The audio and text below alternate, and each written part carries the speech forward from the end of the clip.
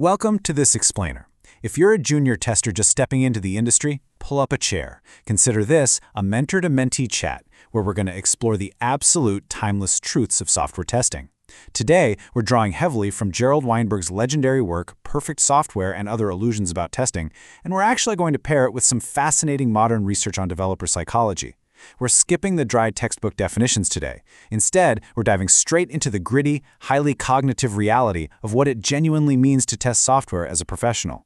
Look, when you first start out in this industry, it is so easy to think your job is to find every single bug and single-handedly fix the software's quality. Well, let me save you a ton of time and frustration right out of the gate. It's not. As Weinberg so brilliantly put it, testing gathers information. It doesn't fix things. Quality is a product of the entire development process. Sure, poor testing can lead to poor quality, but good testing won't magically create a pristine product if the rest of the process is fundamentally broken. You are a messenger of information, not the sole author of the product's success. All right, let's jump right into Section 1, the illusion of perfect software. We have to start by completely shattering the biggest illusion you're going to face in your career, and that's the idea that perfect software actually exists, or that with enough time, you can prove a system is flawless. The reality, there are literally an infinite number of possible tests you could run on any given piece of software.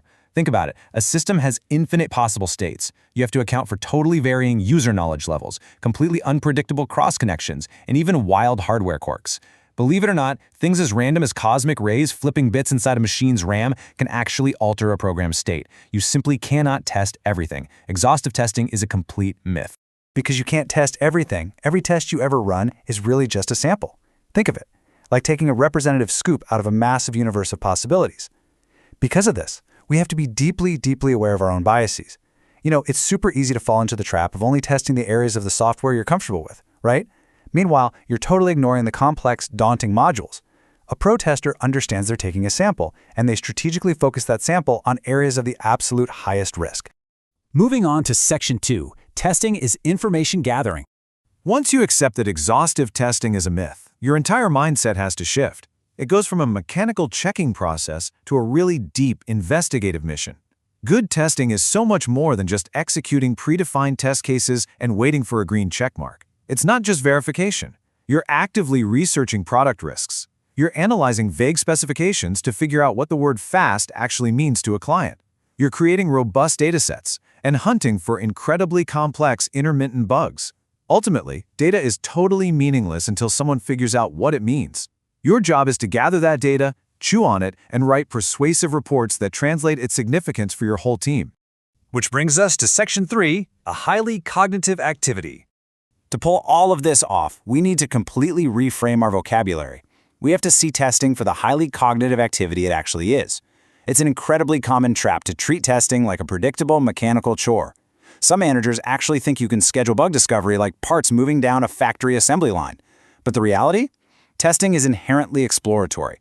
It's driven by heuristics, which are essentially fallible, cognitive models we use to solve complex problems. You can't put a strict minute-by-minute timeline on investigating an unknown problem any more than a detective can schedule exactly when they're going to solve a crime. Let's look at Section 4, avoiding common testing traps. With that cognitive mindset locked in, let's look at some real-world horror stories. This is what inevitably happens when teams ignore human judgment. Weinberg documented some truly unbelievable examples. He literally saw managers who blindly trusted 600,000 green automated tests, declared the project shipping ready, and then watched the entire system crash immediately upon release. No way, right? He saw teams who genuinely believed their biggest problem was their bug tracking software simply because the tool couldn't handle their backlog of 140,000 open, unfixed bugs. He even encountered developers and testers who were literally gaming their company's bug bounty system.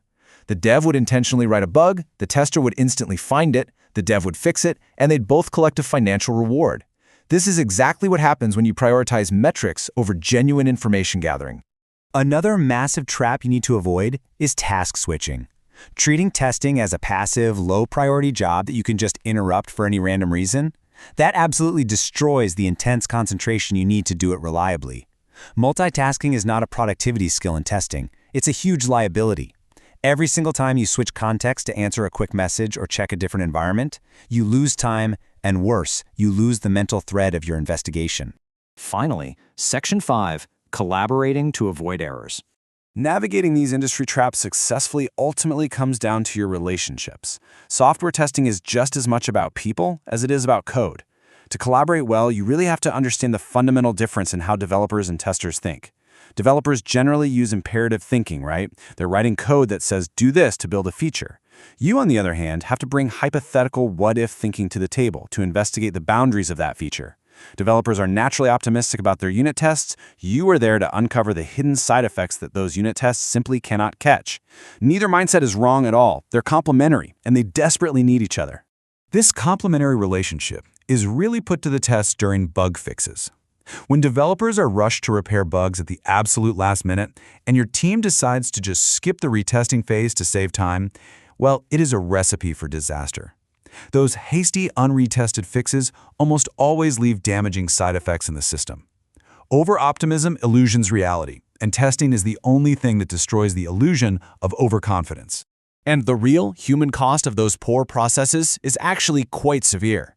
Recent academic research reveals that bad testing processes, rushed last-minute repairs, and technical deviations don't just break the software. They cause severe mental unease. They completely destroy developer flow. They lead to low cognitive performance, immense frustration, and drastically lower motivation across the board. The consequences of pushing through bad code are deeply, deeply psychological. The data behind that psychology is actually super fascinating. A massive study of over 1,300 software developers measuring their affect balance, or a Spain B score, shows that developers are, generally speaking, a moderately happy group. They enjoy problem solving.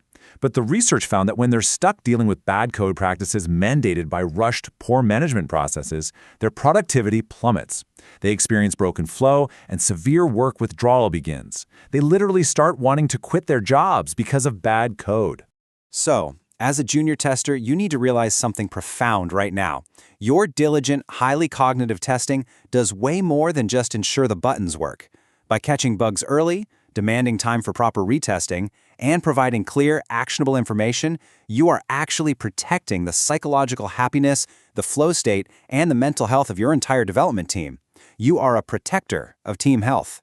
So, tomorrow, when you sit down at your desk, whether you're looking at a brand new feature or a massive legacy system, I challenge you to make this the very first question you ask yourself every single day of your new career. What questions do I have about this product's risks, and will my testing help answer them? Keep gathering that vital information, keep protecting your team, and absolutely never stop asking, what if?